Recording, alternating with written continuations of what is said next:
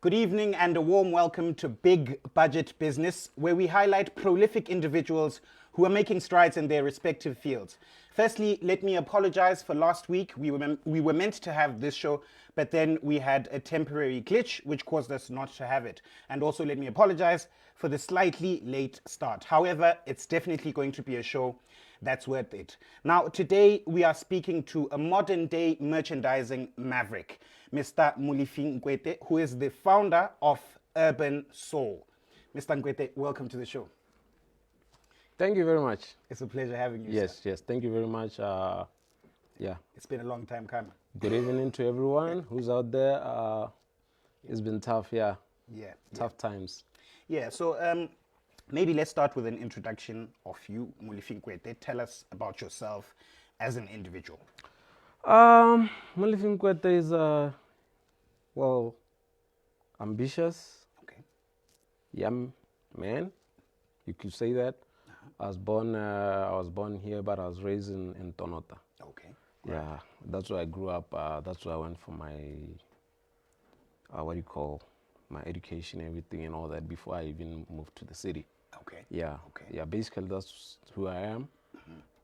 Young Botswana out there doing what I have to do, you know what I mean? Do Yes. what you have to do. Yeah. The boss got to do what the boss got to do. Yeah, all right. So tell us a bit maybe about the influence, because we'll get into this when we talk about business. Yeah. But growing up in TNT and like, where, did you already have like a passion for fashion? As Kanye West, by the I way. mean, what I can say is most of my influence mainly came from hip hop, you know what I mean? I mean, when I was very young, like when I was still at high school, I was listening to a lot of hip hop. As hip hop was rising and becoming a prominent culture worldwide, I think it hit us, some of us, and then when I came out here, that's when, you know, the whole thing just unfolded, like in terms of moving into what I'm doing right now, which is dealing with fashion. So I would say that's when everything started developing. I mean, the love for hip hop music. Then from there I went into which is, I mean, pushing merchandise, basically selling T-shirts. Okay. Yes, all right. at the time, because that time we were still selling T-shirts mainly, not what we are doing right now as a whole business. Absolutely. Yeah. I'm sure we'll get a lot more into that. All right. So basically, even from the grassroots level, there was already that hip hop influence for the A urban culture. lot of it. I mean, Yeah. I'll be lying to you saying that hip hop didn't play like a major role in what I do. I mean, I still listen to hip hop a lot. Yeah. I follow the whole thing, the whole culture, and just, you know, the business behind the hip hop industry. You know what I mean? So I think what I could say is, without hip hop, I definitely wouldn't be doing what I'm doing, and I definitely wouldn't be being influenced the way it is right now. All right. Yeah. Thanks a lot for that. Ladies and gentlemen, let me remind you that we are live and we are speaking to Mr. Molefi Nkwete, who is the founder of Urban Soul. And I'm sure you can see the drip today. So you did say something very interesting. You said, I became very interested in the business behind hip hop. Yeah, So yeah. maybe let's get into that. Tell us about Molefi Nkwete, the businessman or the entrepreneur. How this all started and how you got to where you are right now. I mean, when I started, like I said, it was just one of those things that I can say I never imagined that one day I'll be doing what I'm doing right now full time. You know what I mean? So because I studied engineering at university, so okay. from university now moving into the job market, I think that's when I had to make that tough decision to say, am I going to pursue my engineering field, or I'm going to continue taking a risk, which is selling T-shirts? And you know, it was like a very tough decision, because obviously as a young person, you know, you have parents who actually look up to you as well, and I mean, who look at what you have done at school and say, why aren't you doing what you are doing? You know what I mean? And then have to convince my parents, obviously, to say, no, this is what I want to do. And like I said, was not an easy decision. Then I started now developing myself into becoming an entrepreneur. You know what I mean? Because, like I said, it's mainly learning everything from scratch. You know, learning the business from running a backpack business into now moving into operations, having to set up stores. Then before we can even move into having a couple of stores. You know what I mean? So then, at that time, it was just mainly passion. You know, I was just driven, young, taking a lot of risk, and also having a lot of ambition. I mean, I was very, very ambitious. I remember when we started, when we were still at the main mall, there was a gentleman who was our neighbor there, and the first time we opened there, he was like, he never saw people move into that, walk into that unit where we were before, because it was just like a corporate setup. Like, then we set up our store there, and then, you know, we used to peddle people in there, and there's like a lot of people out there going in there, and that's what drove our brand, you know, before we can even move into having stores in super malls. You know what I mean? So Was I this the think store upstairs on the first or second yeah, floor? our store was in the Nigerian High Commission. Yes, Nigerian High First floor. That's where we developed our business. From there, then we moved into your Riverwalk, then Game City, and a couple of other malls, and then we started another operation in Joburg, and then yeah, basically that's mainly like our story. You know what I mean? And sometimes people always ask, say, what's we? Because the thing is, when you build a business, it's not just you driving the business. Is, you know, you have people who are actually working with you and, you know, helping you build this thing. Yeah. Absolutely. Wow. So that's quite an interesting story, and I like how you said that when you talk, you say we, because it's not just you.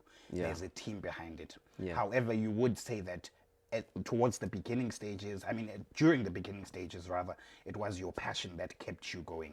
Yeah, Despite having studied engineering, you Yeah. found yourself in a totally different field, Yeah. which is basically business with all of its challenges, which we'll get into. Yes. Ladies and gentlemen, we have in studio with us today Mr. Molefi Nkwete, who is the founder of Urban Soul. Please feel free to comment if you'd like to. There's also a link that we've shared, which you can use if you would like to call in and speak to our guests. We'd like you to share whatever experiences that you might have if you're in the same field or anything in business generally. Keep your comments coming and let's engage. So, Mr. Nkwete, please tell us now about Urban Soul, the brand, and it Yes. says lifestyle redefined. Yes. Talk to us about Urban Soul, the business and the brand. I mean, if you know very well that before we even moved into being called Urban Soul, we used to be called Mafia Soul Clothing, and Absolutely. most people still they still call me Mafia Soul, or these callers Mafia Soul, which is, I mean, it's okay. When we started, like I said, everything was just passion driven. It was not like brand, business, da da da da. It was just about making money. You know what I mean? Nice. So That's honest. but what I can say is, when we first opened the store in the main mall, that's when I started reading a bit more about building a business. You know, that's when I started reading about creating a brand. Absolutely. And then I started learning more about other businesses which are more or less into the same field, like your Foot Lockers, your whoever out there who are actually big in the business, and also other businesses as well. Like, you know, you have a lot of these big corporations which are global, and that's when I started following a lot of those companies, your Starbucks, your Microsoft.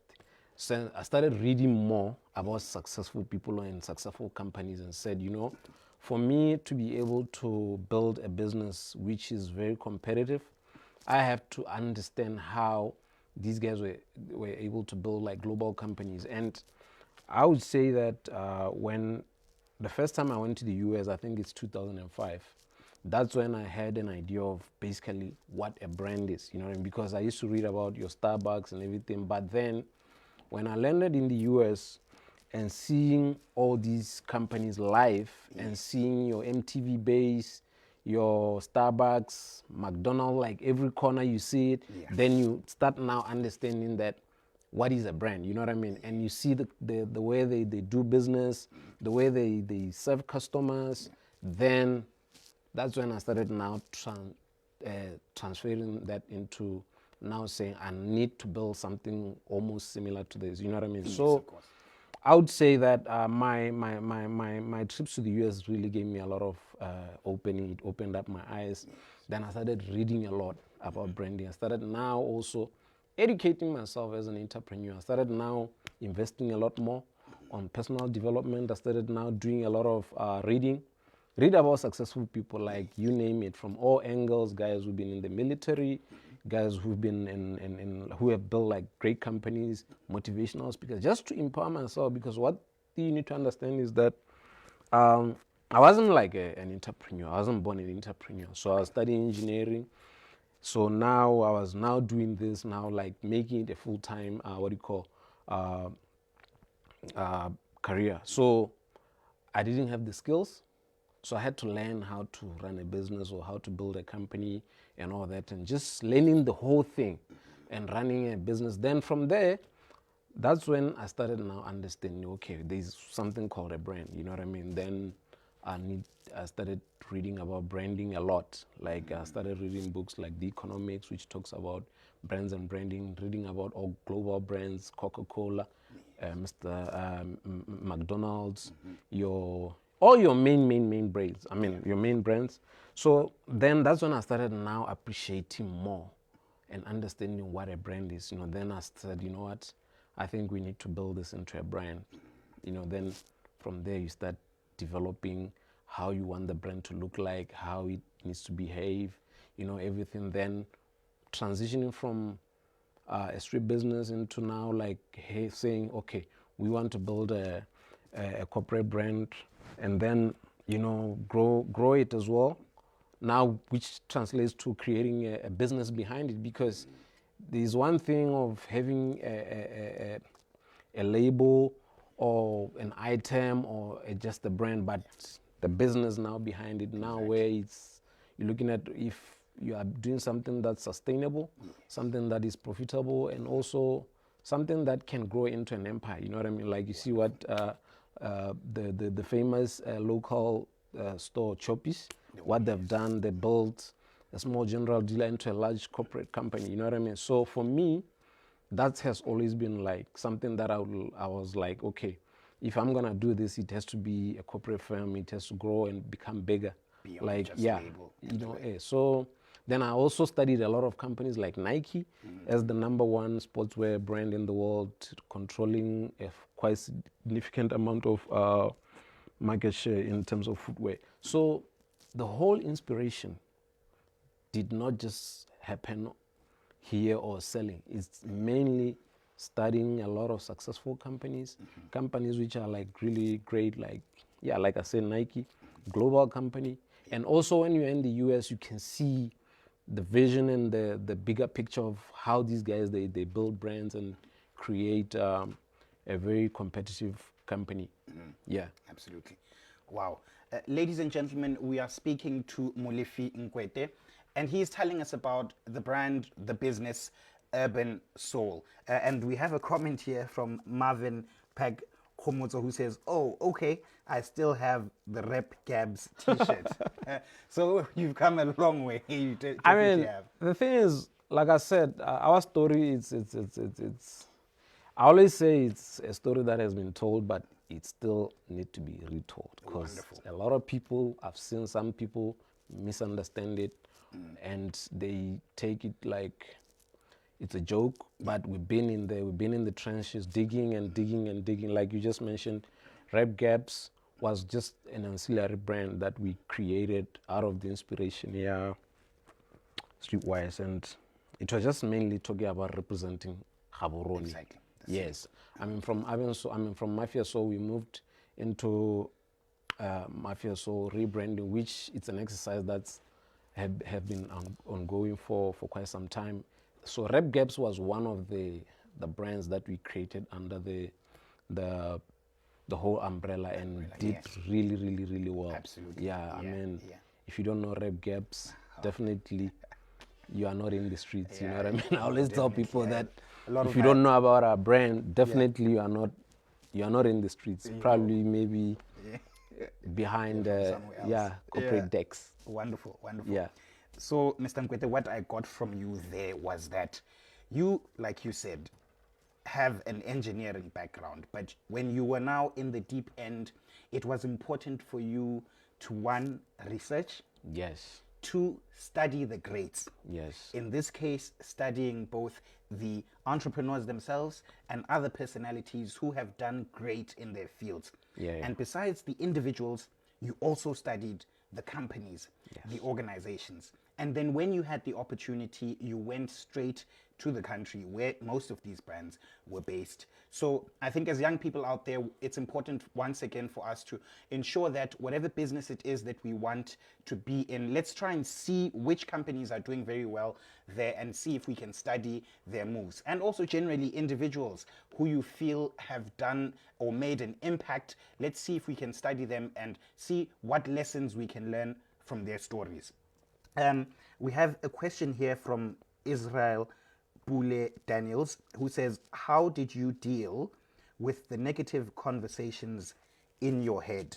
They always come uninvited. I think, this is quite a pertinent question. Yeah. I mean, when I started, obviously, like I said, I mean, first of all, I'm also like, I'm human, you know what I mean? I human, get exactly, offended. we're I get human. like, I get pissed off as well by negative. But what I realized is that I once read this book for Russell Simmons called "Do You?"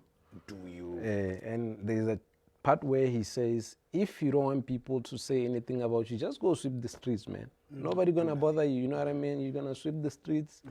But once you try to do something, definitely for sure, people are gonna say something about you. Either good or bad. So you have to embrace everything that comes. Obviously, most of the stuff that's gonna come is not gonna some of it is something that you don't like, but you have to have you should be able to deal with both and accept. And sometimes also it's about what do you decide to store in your brain. Okay. Do you want to say, okay, like they say, when you put garbage in a can, always expect garbage to come out of a can. So what I'm trying to say is sometimes people talk negative stuff about you, like they put in a lot of time, you know what I mean? They invest time and go all there and job, just it's a trying to make career, it look it's a like career. real, you know what I mean? Yeah. So it depends on your brain Yeah. to say, what am I going to fit in your brain? Because what you need to understand is that your conscious mind, your unconscious mind records everything. Oh, yes. Yes.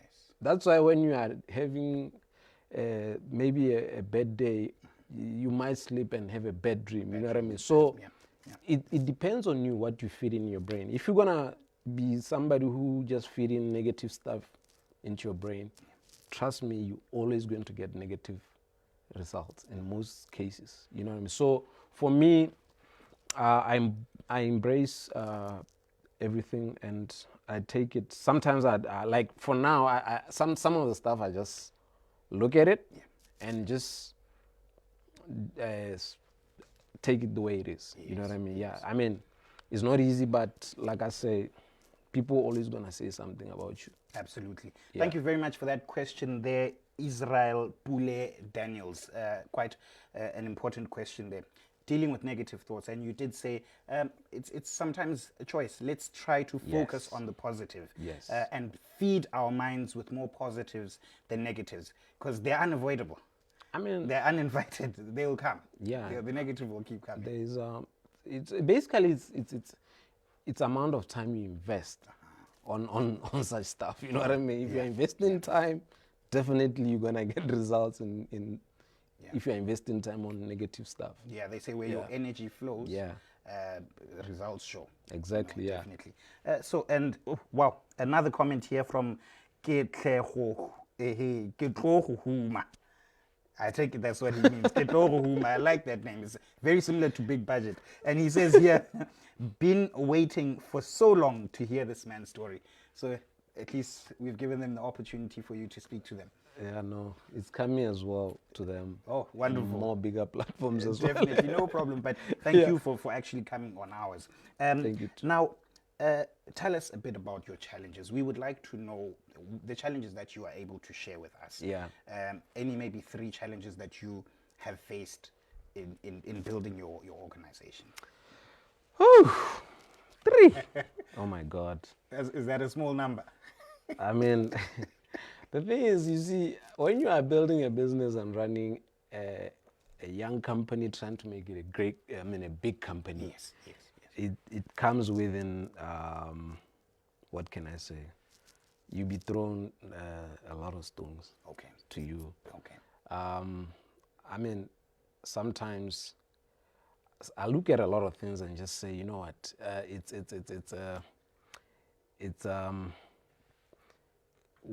we actually deserve whatever that comes our way, because sometimes it's like, I remember when President Obama, the former US president, they said when he was running for presidency, Yes. a lot of people didn't pay attention. So when he became president, a lot of people are just shocked, like, oh my goodness, he made it. He made it, exactly. You know what I mean? Exactly. So when we started as Abenso, or when we were at street level, a lot of people, trust me, never gave us a chance. And when I say a lot of people, I don't mean people like on the ground. I'm talking about like people who has like influence in terms of making great decisions or giving support. Be it institutions, financial institutions, you know. So generally, I would say growing the business from scratch has been a tough road. Yeah. It's been a tough road. I mean, you know, when you build a business with nothing, like you basically, they call it bootstrapping, and you knock into offices, you present yourself, and you try to prove to people that this particular idea could work, then people never really pay attention. I mean, what you also need to understand is Botswana, we are a young country. We are only like 55 years old, I think, if I'm not wrong. So entrepreneurship, it's not something that's very common. I mean, it's fairly new. If you look at the generation of Botswana, like how many great entrepreneurs do we have, like who are like prominent in terms of regional level or on a global scale, you know what I mean? So for me, coming in and studying very young, because I started this business when I was like 23 or so, somewhere around there. So I had to like go through that phase of when you walk into offices, people, they just like, he's another crazy one. You know what I mean? And being young also became a disadvantage, because you knock into big offices and people don't want to pay attention. They just like, they really take it like whether it's property development, we had to like prove ourselves that we can stay the course and be able to compete with all these large institutions or these large corporate companies, especially from SA. So I would say that's one of the things that one of the challenges that I face. But I would say those challenges help me understand, because what you need to also understand is that when you start a business, it's not like somebody has to do a favor to you. What you also need to understand is that when you are running a business, it's like walking in a jungle, and a lion might eat you any day. Of course.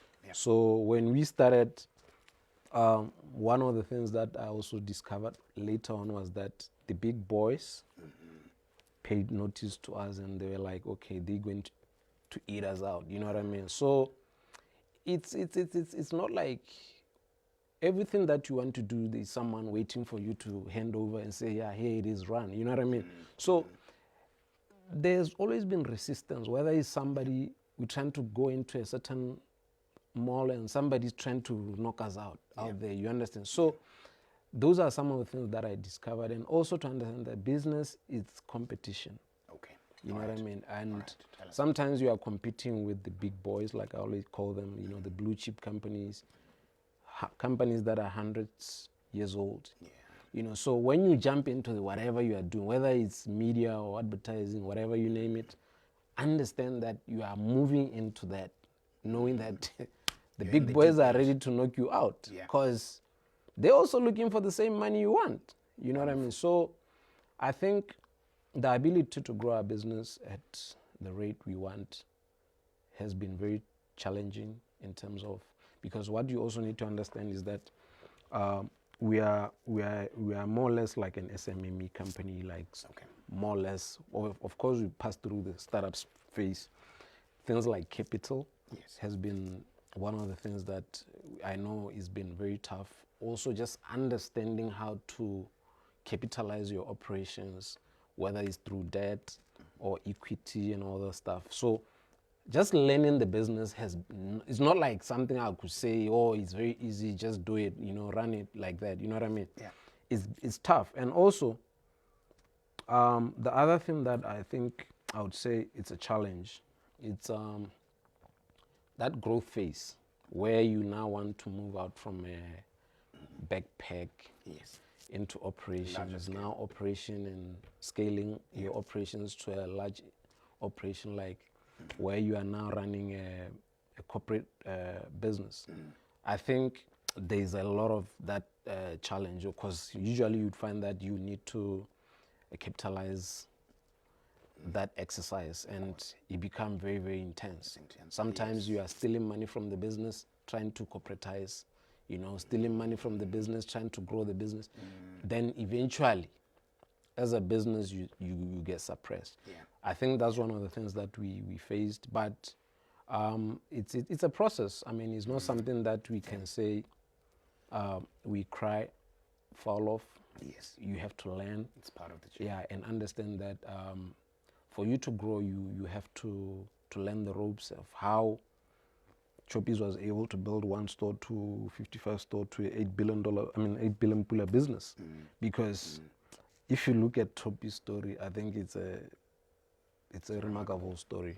You know what I mean? From Lobatse to Sadek, you know what I mean? And for me, that I think it's inspirational. I mean, I know some people don't like the stories of Choppies, but think it's a phenomenal story. Absolutely. Yeah. Absolutely. Yeah. Our comment section here is going a bit wild today. A lot of questions now, and we're pressed for time, but let's see how we can go about them. We've got one here from Baslidi Khang, and Baslidi Khang says, ask him if he thinks the brick and mortar business has a future in BW, or is the e-commerce space, using the e-commerce space, it says here e-commerce space, using his business as a case study.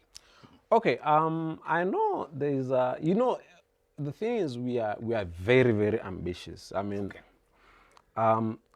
that's a very good question. What I can say to people is that do your research. In the US, they say you could see the US economy is like a very big economy.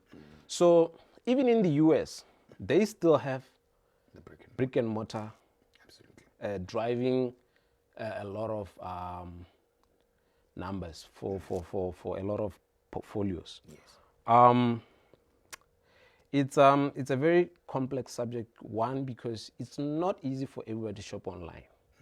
It's not possible. So you can imagine when everybody's trying to move digital or online, and you're already there, you have your big boys, the Amazons, the eBays, the Walmart, you name it. So what I can say to a lot of guys is that you're still going to sell to people through brick and mortar, depending on how you package your product.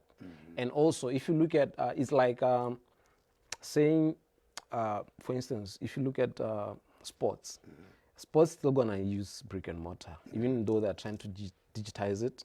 So what I can say is e-commerce is gonna grow. In Botswana, if you look at the internet usage, I think the numbers are also available. You can go look at them. The amount of people who are shopping online versus those shopping on brick and mortar.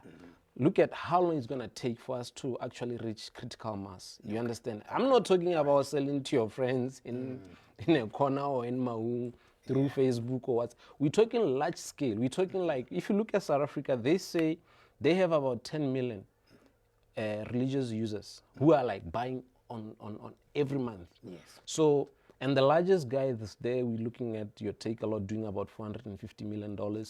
And then I think that number 2 is sitting at about 80 million. So you can see there's a vast difference. And you need a lot of investment in terms of saying, okay, I'm going to shut down my my brick and mortar model and move into e-commerce. And also, consumers still, a vast majority of consumers still need that assurance to say, okay, who are these guys? Have you reached critical mass in terms of, let's say, Botswana? Do people know I've been sold countrywide for me to say, okay, I'm going to shut down all my stores to move digital? You know what I mean? Also, how many people are doing online payments in Botswana? And how many online payments are very secure in Botswana? You know what I mean? So I think you've made your case right there. You've made your case. So I hope you've gotten your answer there to Basli Dikgang with respect to brick and mortar and e-commerce. It's just we're a bit pressed for time, but maybe in closing, tell us a bit more about your vision. As we've seen, we've been following your story. You've been traveling a lot lately.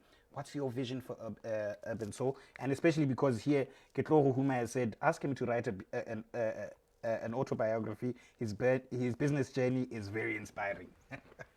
What I can say is my dream obviously is to grow this into a large corporate firm. Absolutely. And move into developing brands and also helping other entrepreneurs, you know, who want to break into the fashion industry. And also, I would love to see the fashion business very big in Botswana and also contributing to our GDP. I think we obviously need to share a lot of our stories or even help more players to move in and also sensitize our policymakers on how fashion as a industry can contribute to. Look at Nigeria, you know what I mean? Look at South Africa. They are doing really, really well with the likes of your what do you call that new brand that's spiraling in SA, the footwear brand. Oh yes. The so yeah, it's one of those things that if government can create a farmers fund, they must create a fashion or creative fund for. Can you say that again? Can you say that? Yeah, I mean the thing is, I looked at the government. They put I think about 400 million into, I think it's 100 million. I think into Young Farmers Fund, right? So my take is to, if they can do that with Farmers Fund, they should have, say, creative fund where they also say every year we want to dedicate, say, $500 million pula into that, and then they can grow the industry, which will essentially contribute to the GDP. All right. Yeah. Wonderful. Lastly, how can we follow your journey? How can we track you, get in touch with Urban Soul and the like? And also, is there anything that you're doing community development related? Community development related, obviously I mentor a lot of young guys. I do invest in talent. I mean, I do a lot of, I would say, entrepreneurship programs, which essentially benefit a lot of people. If you want to follow me, you can check me out on Instagram at Molefi Global. I'm available there. I'm on Twitter as well. You can follow our page, Urban Soul page. It's on Instagram. Urban Soul stores. There's also Urban Soul Apparel. Then we also have a Facebook page, which is Urban Soul Apparel as well. You can like our page there, reach us out there. And then we also have an online store, which is growing pretty well. Oh, great. www.urbansoulstores.com. It's not a website. It's an online store. It's an online store. Okay. Yeah. Basically, that's where you can Wonderful. you can reach us. We definitely need to have you here again to tell us more about the difference between the website and the online store. But thank you so much, Mr. Molefi Nkwete. Let me take this opportunity to thank you for your time, for all the knowledge that you shared. It's really been a pleasure having you on the show. Thank you very much, and thanks to the audience. And guys, go to our store. Don't say we are on brick and mortar. We are also online. Exactly. Wonderful, wonderful. So to the viewers at home, just give us 2 minutes. We're going for a break. We will be right back. Don't go anywhere.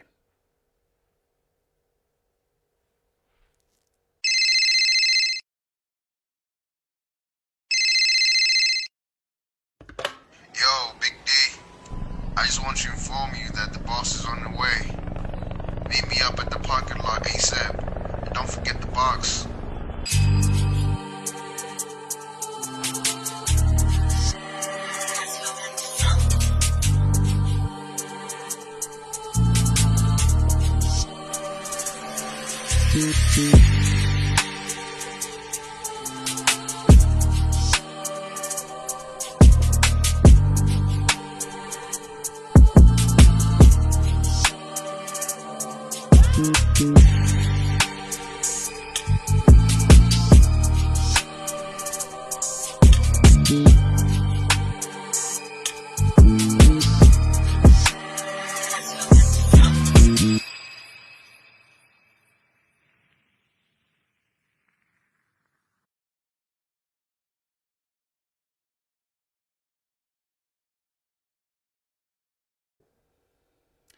All right, so for today's 2-minute tip, as we head towards 40 episodes, we want the show to become a bit more engaging. And let me thank the viewers who engaged us today.